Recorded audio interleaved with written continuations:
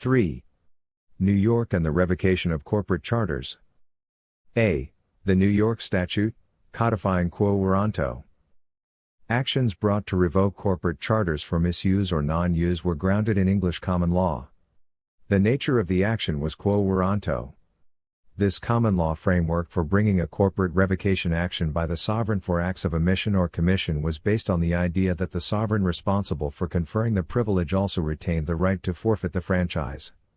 Two of the recognized grounds for revocation of a corporation charter were misuse of the powers granted by the charter and non-use of the franchise. Many state legislatures found it necessary to codify the common law process by which the state could initiate an action to revoke corporate charters. New York codified quo warranto in Section 1101 of the Business Corporations Law. S. 1101. Attorney General's action for judicial dissolution. A. The Attorney General may bring an action for the dissolution of a corporation upon one or more of the following grounds. 1. That the corporation procured its formation through fraudulent misrepresentation or concealment of a material fact. 2. That the corporation has exceeded the authority conferred upon it by law, or has violated any provision of law whereby it has forfeited its charter, or carried on, conducted, or transacted its business in a persistently fraudulent or illegal manner, or by the abuse of its powers contrary to the public policy of the state has become liable to be dissolved.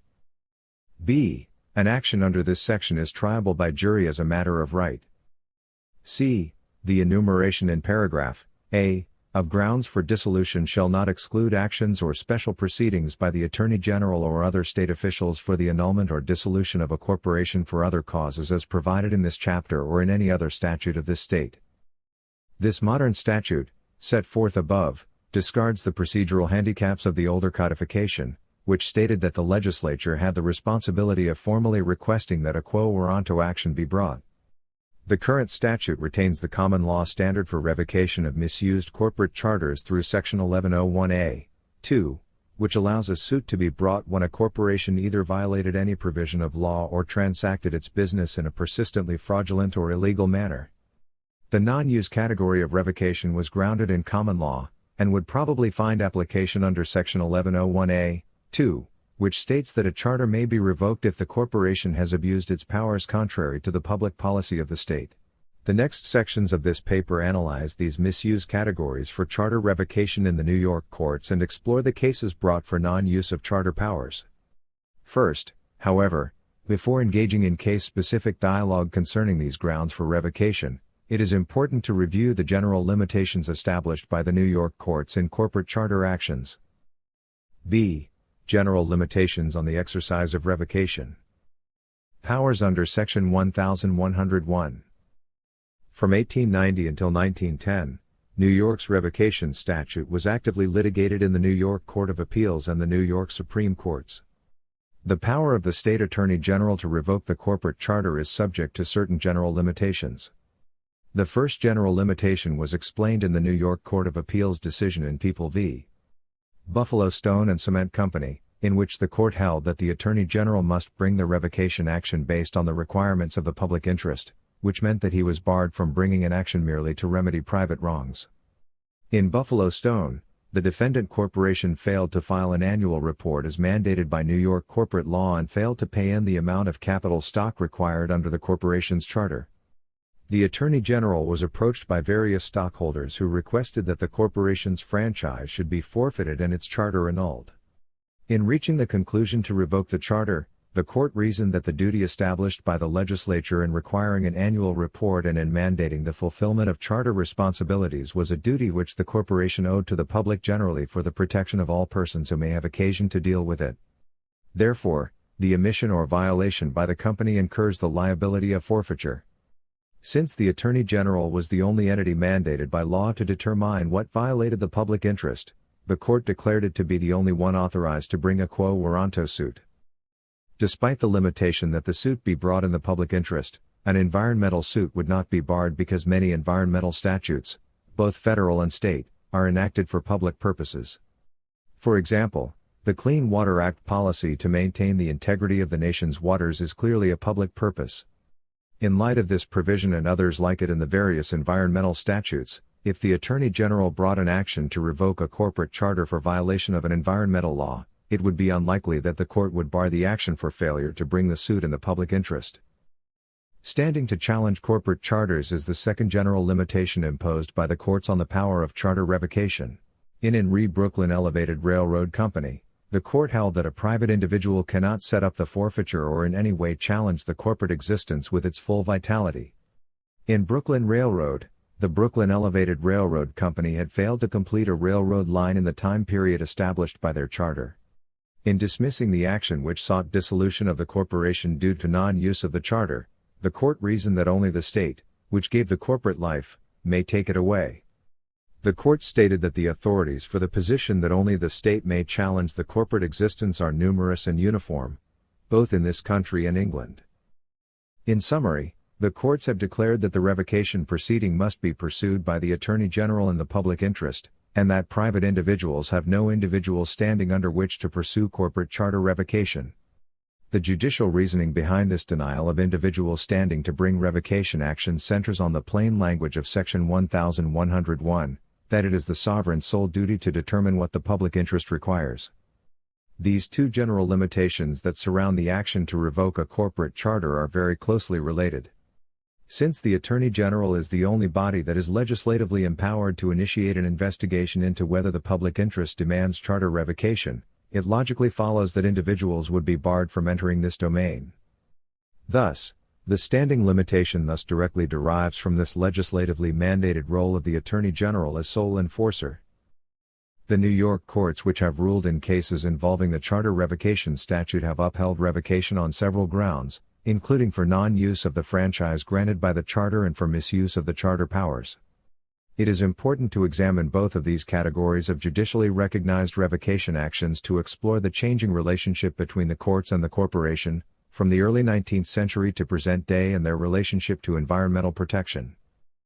Misuse of charter powers seems the most relevant category for those seeking contemporary charter revocation action, since many corporations have a consistent history of violation of state and federal environmental laws.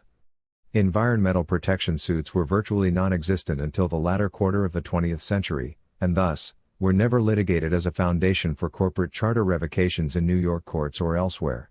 With the advent of statutory frameworks developed in the Clean Water Act, CWA, the Resource Conservation and Recovery Act, RCRA, the Endangered Species Act, ESA, the Comprehensive Environmental Response Compensation and Liability Act, CERCLA, the National Environmental Policy Act, NEPA, the Clean Air Act, CAA, and other environmental statutes, the standards under misuse cases in which the courts have previously granted revocation of corporate charters become of increasing relevance in any new litigation aimed at those corporations which have a history of consistently violating these and other state statutes. Numerous large and small corporations have well-documented histories of continuous violations of federal and state environmental statutes. The penalties assigned to these corporations and the permits they have received have not curtailed their continuous violations. A small sample of large corporate polluters that have consistently violated environmental statutes to the extent that it could be convincingly argued that they misuse their corporate charters are the $40 billion agricultural corporation Cargill, General Electric, and USX Corporation. There are also well-documented cases of smaller corporations that have violated environmental laws so often and so egregiously that they clearly misuse their corporate charters. These corporations include the Stan Tank Cleaning Corporation and Marine Movements Incorporated, owned by the Frank family of New York, and the K&L Plating Company of Oakland. The actions by the above corporations are just examples of continuous and severe environmental statute violations by corporations that could easily be construed as misuse of their corporate charters. C. Revocations based on non-use of the corporate charter. One of the common law grounds for revocation of corporate charters was for non-use of the charter powers. Although not specifically mentioned in Section 1101, this category of revocation would fall under the abuse of powers contrary to the public policy of the state language in Section 1101a, 2. The contention that an abuse results from the non-use of the charter-granted powers can be traced back to the colonial origins of quo warranto charter revocation actions. The immense monopolistic franchises that were granted charters and their subsequent failure to perform charter-assigned duties were seen by the courts as serious breaches of contractual obligations, and therefore, abuses of their charter powers. The New York Court of Appeals has consistently upheld the common law premise that corporate charters may be revoked by the state for non-use of the charter powers. In People v. Broadway Railroad, the court held that where default is caused by the entire failure of the corporation to perform its franchise duties, forfeiture is an appropriate action. In Broadway Railroad, the defendant had failed to fulfill the purpose of the charter, which required the defendant to complete the tracks located on the several streets and roads named on or before October 1, 1861. The defendant had constructed the railroad line, then discontinued operations of the railroad and removed and destroyed the road. The court ruled that this non-use constituted a forfeiture of the charter and pronounced that the power of the court to declare the franchises of the defendant forfeited for non-use is undoubted. The court focused its reasoning on the magnitude of the public wrong and stated that the railroad company should have discharged its duty to the public by using the charter privileges. The court has also held that charter revocations could be maintained, based on a non-use of charter revocation theory, when a corporation's delayed exercise of charter powers would create a nuisance. In People v. Equity Gaslight Company, the court held that the complaint seeking a charter revocation remedy must outline a threat to the public safety and show that no other authority can remedy the nuisance. Equity Gaslight was factually similar to Broadway Railroad, in that the Equity Gaslight Company had delayed fulfillment of the terms within its charter, which required the corporation to lay gas lines within the city. The gas company sought to tear up the streets and lay pipes within them.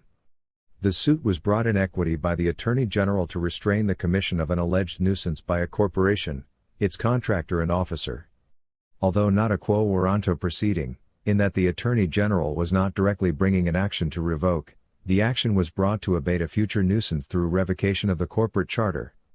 The action was similar to a quo warranto suit because the Attorney General argued that the non-use of the franchise to lay gas lines resulted in a self-executing forfeiture of the charter.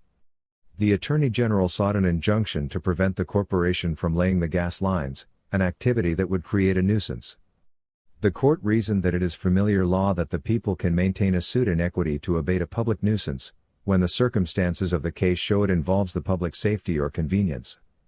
To establish a valid complaint, the court ruled that the future action must affect or endanger the public safety or convenience, and require immediate judicial interposition. The second requirement outlined by the court was that the nuisance must be clearly established. Third, the court stated that the judiciary would not interfere where the obstruction is of such a character that it may with equal facility be removed by other constituted authorities and public officers. In applying the elements to the facts, the court found a failure of the third prong, and ruled that the suit must be dismissed because Brooklyn officials have ample power to protect and maintain the streets, and that therefore, the people have abundant remedy without coming into a court of equity. The test applied in Equity Gaslight to the common law public nuisance action outlined the several elements that the court examined in granting relief. More importantly, the Equity Gaslight test supplies valuable insight as to the analysis that the court may apply in future corporate charter revocation actions brought by the Attorney General under New York Section 1101. Any argument under the third prong that the presence of state regulators would foreclose revocation actions for environmental violations could effectively be countered in cases where piecemeal enforcement actions of persistent corporate environmental abuses are deemed not effective. In situations where a consistent history of violations is shown, this argument holds extra weight. The Broadway Railroad Court's emphasis on the magnitude of the public wrong lends credence to the argument that piecemeal enforcement actions may not be an effective remedy where there exists a corporate scheme of wrongdoing and this scheme causes public harm of great magnitude. D. Revocations based on misuse of the corporate charter for violations of state law. The New York appellate courts have also upheld the Attorney General's revocation power where the corporation has misused its charter by violating New York law. Section 1101 declares that a charter may be revoked if the corporation has violated any provision of law or carried on, conducted, or transacted its business in a persistently fraudulent or illegal manner. The Attorney General has brought many misuse actions in the state courts. These have included suits to enjoin fraudulent activities and suits seeking corporate charter revocation for failure to file annual corporate financial reports as required by New York law. In People v. North River Sugar Refining Company, the New York Court of Appeals held that a corporate charter could be revoked when the corporation violated the corporate law of New York. In North River Sugar Refining Company, the court grappled with a quo warranto suit brought to annul the charter of a sugar company involved in the Sugar Trust. In that case, the North River Sugar Refining Company had entered into an agreement by which the company had allowed management to be controlled by the Sugar Trust, which was a conglomerate of sugar companies. In support of charter revocation, the state contended that the trust combination was injurious to trade and commerce because the agreement suppressed competition and enhanced prices. In seeking charter revocation, the Attorney General argued that corporate franchises are granted in trust upon the condition that for non-user or misuser they may be reclaimed by the state in the appropriate judicial proceeding. The court stated that the judgment sought against the defendant is one of corporate death. The state, which created, asks us to destroy. In reaching its conclusion that charter revocation was an appropriate remedy, the court engaged in a two-pronged analysis. First, the court asked whether the defendant corporation had exceeded or abused its powers. Secondly, the court asked whether the excess or abuse threatened or harmed the public welfare. In deciding that revocation of the corporate charter was proper, the court stated that the actions of the directors could be imputed to the corporation. The court also noted that in making the combination agreement, the trust monopolistic business form, the corporation had abused its powers both by circumventing the corporate form and by allowing the corporation to be managed by the trust. In effect, the corporation is severed from its stockholders. In finding an abuse of charter powers, the court stated that the charter embodied a contractual arrangement between the state and the corporation which was intended to rebound to the benefit of the stockholders, but that the trust business arrangement violated this contract. On the second question, the court stated that corporate grants are always assumed to have been made for the public benefit and that the conduct of engaging in trust activity so far disappoints the purpose of their creation, that it unfavorably affects the public interest. In addition, the court stated that the trust's impact on free competition was so material and important as to justify a judgment of dissolution. Two other cases, namely, State v. Cortel Corporation and People v. Abbott Maintenance Corporation, decided by the appellate courts also upheld revocation actions for misuse of charter powers from corporate violations of state law. As in North River Sugar Refining Company, the courts applied a similar two-part test in determining the applicability of a charter revocation remedy. State v. Cortel Corporation involved the use of fraudulent practices to obtain ownership of real estate. People v. Abbott Maintenance Corporation involved the corporation's use of fraudulent advertising. Through these cases, the New York courts have expanded the authority of the Attorney General to pursue the revocation of charters, by declaring that Section 1101 merely codifies the common law. These decisions also make a violation of any law acceptable grounds for a charter revocation action. In Cortel Corporation, the court held that the alleged fraudulent acts of the corporate defendants were actionable wrongs against the state which rightfully subjected the corporation to a revocation of its charter. The defendants in Cortel Corporation had approached owners of residences whose mortgages were on the verge of foreclosure. They then promised to reconvey title to the owners of the real estate if they would first agree to convey their house title to the corporation. The fraud was completed when the corporation subsequently refused to reconvey the title or to return the fee that was charged for the fraudulent transaction. In upholding revocation of the corporate charter under the authority of Section 1101, the Court of Appeals declared that Section 1101 of the Corporation Law of New York simply codified the Attorney General's standing to vindicate the state's right and provided for dissolution of the corporate abuser of the state's grant of corporate existence. Perhaps more importantly, the court also held that Section 1101 did not create a new cause of action, which would have subjected the Attorney General's suit to a 3-year statute of limitations. Under New York law, any new cause of action is subjected to a 3-year statute of limitations.